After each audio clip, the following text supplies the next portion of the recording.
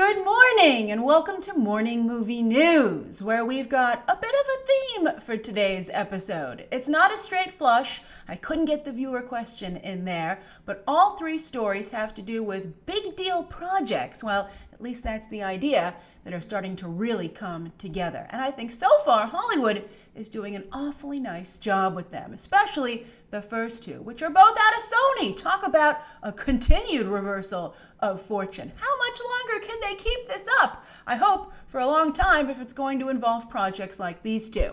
Then as for the third, though, I'm not so sure on this one, so I'm particularly curious to hear your thoughts about, well, all of these movies. All right, so let's get started with Quentin Tarantino's upcoming project, which is really starting to come together. We've gotten some very interesting details about it late last night. And in fact, it trended. The title trended because he announced the title, and it's Once Upon a Time in Hollywood. What a title. I can already see the theming starting to come together for the movie. And especially when you consider someone like Tarantino, who loves film and Hollywood so much, I think this is going to be particularly good. Now, of course, it's an ode to Sergio Leone movies. He had two films with a title like that, Once Upon a. And Robert Rodriguez, Tarantino's pal, of course, did the same kind of ode with Once Upon a Time in Mexico.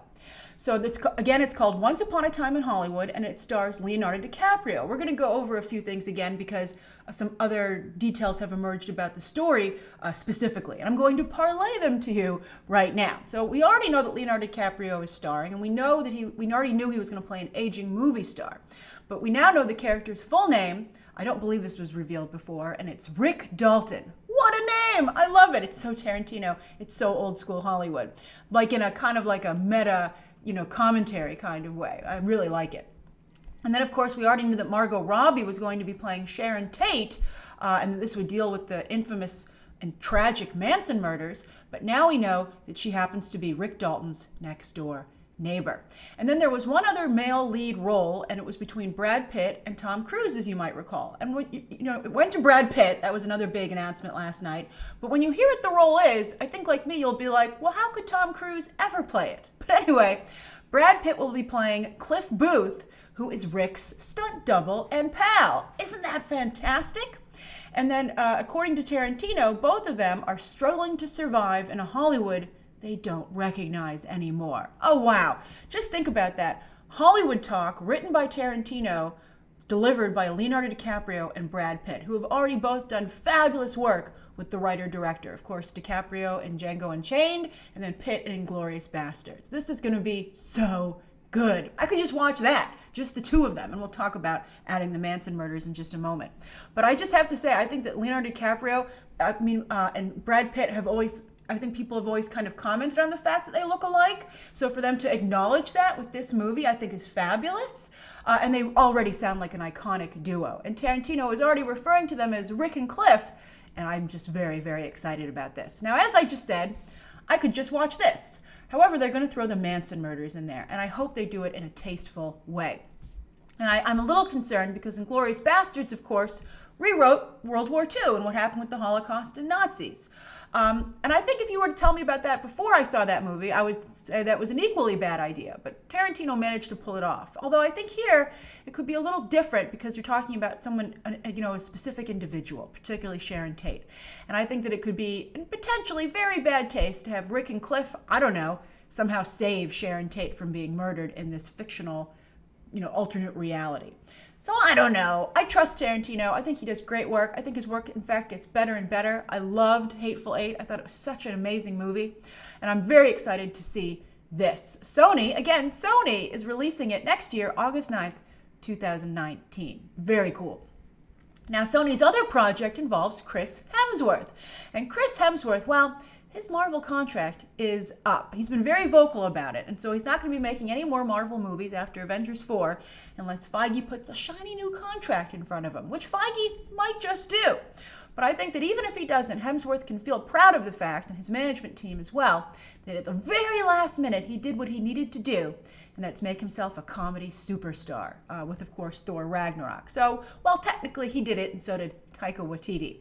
But anyway, Thor Ragnarok, of course, made over $800 million worldwide. And so I think that makes Chris Hemsworth seem, I don't know, it has to be proven yet. I mean, you got to be able to do it again, Chris Hemsworth. But, it makes him seem very viable as someone who can lead up a a blockbuster and a potential franchise. And that's exactly how Sony feels, because they are in negotiations with him to head up their Men in Black spin-off. And I think that that is a fabulous idea. I think it's great for the franchise. I think it's great for Chris Hemsworth. Now, I saw some people online saying, I don't know if this is going to work, because are you going to give the Will Smith role to Chris Hemsworth? Are you going to effectively whitewash a franchise? Don't worry about it. Sony's on top of this, because while Chris Hemsworth is who they want to star, and the script apparently calls for a white male, so if it's not Chris Hemsworth, it's going to be another funny white guy. Billy Magnuson from Game Night. He's not a big enough star yet. But anyway, he'll be partnered with a black actress. And so that's how they're going to keep this diverse. And I think that's wonderful, because they're going to be creating an opportunity for a black actress in a major franchise for a leading role. That's very exciting. And also, by the way, there'll be another older actor involved as a main character, ethnicity not specified. And this will be a global adventure. So very cool. Now, I've seen a number of people throwing out Tiffany Haddish's name to be the teammate. And I think I can see that, but I think that she will cancel out Chris Hemsworth. He's going to be the zany guy. I think we need to get someone like, I would love to see Janelle Monáe. I think she's so talented. She was so good in Hidden Figures. And Hollywood wants to use her. I keep suggesting her for stuff, but for some reason, nothing's come through yet. But I think she would be great here, because I think she's very funny in a dry, straight man sort of way. If you don't know the term in comedy, there's always a straight man who's supposed to kind of like react to the shenanigans of their comedic partner, but that doesn't mean they can't be funny too. And I think that she did that kind of humor opposite Taraji P. Henson's very scattered main character in Hidden Figures. And I think and also we already know that Janelle Monáe can rock a suit, so I think she'd be fabulous. And also there are all the women in Black Panther to choose from. So I think Tiffany Haddish, I just feel that, she and Chris Hemsworth are going to be at odds. I don't think that they're a good pairing. Now, F. Gary Gray is going to direct this movie. Of course, he did Straight Outta Compton. He did the Italian Job remake. He also, of course, did the last Fast and Furious movie, Fate of the Furious. And so I think he can handle comedy, and he can certainly handle action. So I think this is sounding very, very good. Now, Chris Hemsworth better sign this deal before the Battle at the El Royale comes out. I think that could be good. It's Drew Goddard's secret movie. But you never know, and 12 Strong already bombed, so he doesn't need another bomb, because it could either make the deal go away or make at least his price go down. So sign that Sony contract, Chris Hemsworth. I think this Men in Black sequel, it went from being something where I was like, really? To being like, this sounds excellent. All right, so then the third film is that Ansel should have been Han Solo Elgort, hot off of Baby Driver. He also can't seem to get anything exciting. He has we've talked about it, it's with Finn Wolfhard. He's doing some kind of art house, indie, thriller kind of movie. But not really what you would expect to get off of Baby Driver. But this sounds like something that you would. And that's another Fox musical, this time for Fox 2000. They do the smaller, somewhat riskier fare. Like, for instance, Love, Simon is a Fox film, technically, but it's actually coming from the Fox 2000 shingle. So anyway, Ansel Elgort would be playing Hans Christian Andersen, the famous fairy tale writer, famous for The Little Mermaid, The Snow Queen, which was the basis for Frozen. And this would be a musical where he gets lost in his own stories. And I can see that. I think that can be very good, especially with Ansel Elgort in the lead role as Hans Christian Andersen. But Stephen Schwartz is the one doing the music. And with all due respect to Stephen Schwartz, I just don't, for those of you who are really into musicals, maybe you'll disagree with me, but I don't see it maybe quite taking off like Pasek and Paul. I think people would be mistaken, Hollywood would be mistaken to look at the success of The Greatest Showman and say, wow, people just want to see new musicals. I don't think that's the case whatsoever. I think the Pasek and Paul music is particularly good in that movie, and so you need songs that are of that caliber and that are that catchy. And while Ansel Elgort maybe he's kind of like Hugh Jackman and Zac Efron combined, so I think the casting seems right.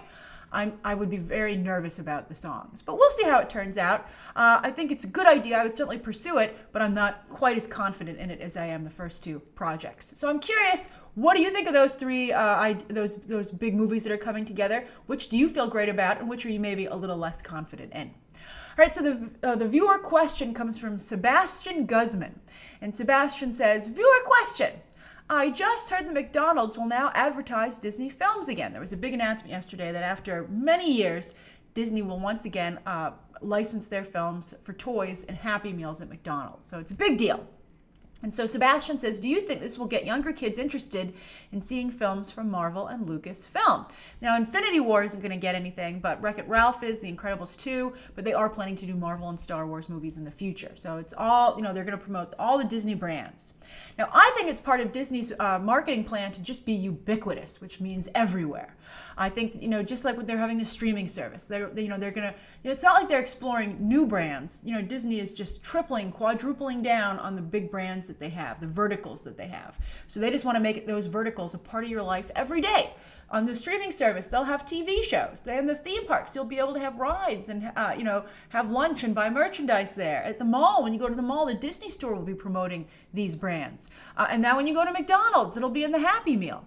They just have so many brands over there, and there's so much competition these days that Disney, which basically releases a movie a month, really needs to constantly remind the public about what's next. And it's really a strategy of making the audience feel that how can you not see these movies? It's already a part of your life. This is just the next logical step, buying a movie ticket, right? And I think also this McDonald's thing also speaks to Disney's strategy of going after families hardcore. If you get one member of the family, they drag everyone else, that's 4 tickets. It's very smart. We've talked about this recently with the mom bloggers that they invite to all the Marvel premieres, etc. But then also, I think with McDonald's, the kid's playing with the toy, the kid turns to the parents and says, I want to see the movie associated with this toy.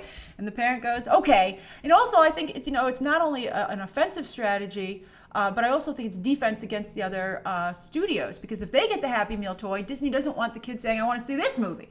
They want them to, if your kid's going to demand to see any movie, it's got to be a Disney movie. So it's just, squeezing out the competition and getting the most popular brand. I mean, there are other fast food restaurants, but McDonald's, of course, as we've discussed before, is like the Coke or the Netflix or Disney when it comes to theme parks. It's the original.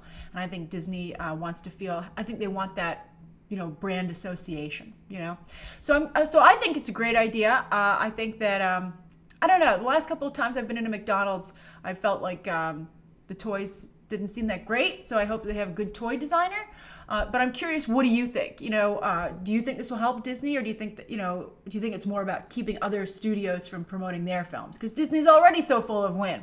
And again, of course, what do you think of the top 3 stories that we discussed? Share your thoughts down below. Any questions you'd like to see, answered, anything you'd like to see covered. And of course, as always, thanks for watching.